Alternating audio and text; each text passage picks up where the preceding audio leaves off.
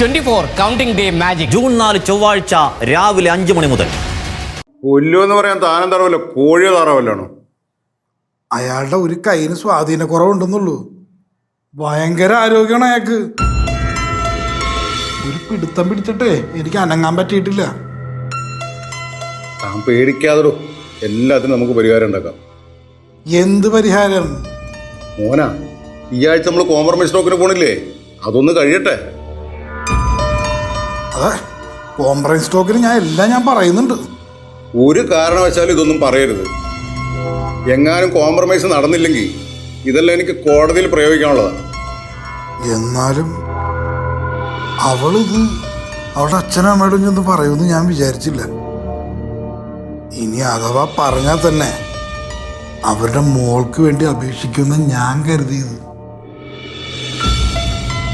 ഇതിപ്പോ കൊല്ലൂന്നൊക്കെ പറഞ്ഞ ഇത് പഴയ കാലം ഒന്നുമല്ല മോഹന. അച്ഛനും അമ്മയൊക്കെ വന്ന് മകൾക്ക് വേണ്ടി മരുമോന്റെ കാല് പിടിക്കാൻ. മരുമകൻ തെറ്റ് ചെയ്താ അതിനുള്ള ശിക്ഷ അങ്ങേര് തന്നെ അനുഭവിക്കണം. അതാണ് ഇപ്പോഴത്തെ കാലം. മനസ്സിലായോ?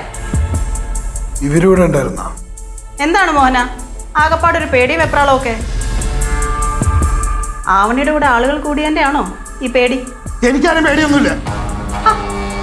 ആ പറയുന്നേ തന്നെ പേടിയാണല്ലോ. സുധേ, മോഹന് ഞാൻ കേസിന്റെ ഒരു കാര്യം സംസാരിക്കാം, നീ ഒന്നും മിണ്ടാതിരുന്നേ. അതെന്നാ വർത്തമാനം വക്കീലേ? ഞാനും കേസിന്റെ കാര്യം തന്നെയല്ലേ സംസാരിക്കുന്നേ. ആവണിയുടെ അച്ഛനൊന്ന് പിടിച്ചു വരട്ടിയപ്പോഴത്തേന് ദേണ്ട വന്നിരിക്കുന്ന ഒരാള്.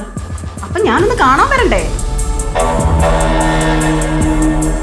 അല്ലാത്തപ്പം മൊത്തം പഞ്ച് ഡയലോഗും ഭീഷണിയും പരിഹാസവും ഒക്കെ ആണല്ലോ. ഇപ്പൊ എന്തേ, ഒന്നുമില്ലേ? ഒരു കാര്യം മനസ്സിലായി, വക്കീലും ക്ലയന്റും പേടിത്തൊണ്ടന്മാരാ. നിങ്ങളൊന്ന് അകത്തോട്ട് കയറിപ്പോവാൻ എന്ത് തരണം? ഞങ്ങളിവിടെ സംസാരിച്ചോണ്ടിരിക്കുകയാണ്. അയ്യോ, ഇത് കാണാൻ ആവണി ഇല്ലാതായി പോയല്ലോ. എന്തൊരു പേടിയും വെപ്രാളും ആ മോഹന തനിക്ക്. ശേ, അവളിവിടെ വേണ്ടിയിരുന്നു. അവള് സന്തോഷിച്ചേനെ. മോഹന, തന്റെ കഷ്ടകാലം തുടങ്ങാൻ പോന്നേ ഉള്ളൂ. വക്കീലേ, കഷ്ടകാലം പിടിച്ചവന്റെ കൂടെ കൂടിയാലേ കൂടിയവന് മുടിയവെന്നാ. ഈ കേസ് വേണോ വേണ്ടെന്ന് ആലോചിക്ക്. വേറെ കേസ് നല്ല കിട്ടും കേട്ടോ. ആലോചിക്ക രണ്ടുപേരും കൂടി ഇരുന്നിട്ട്.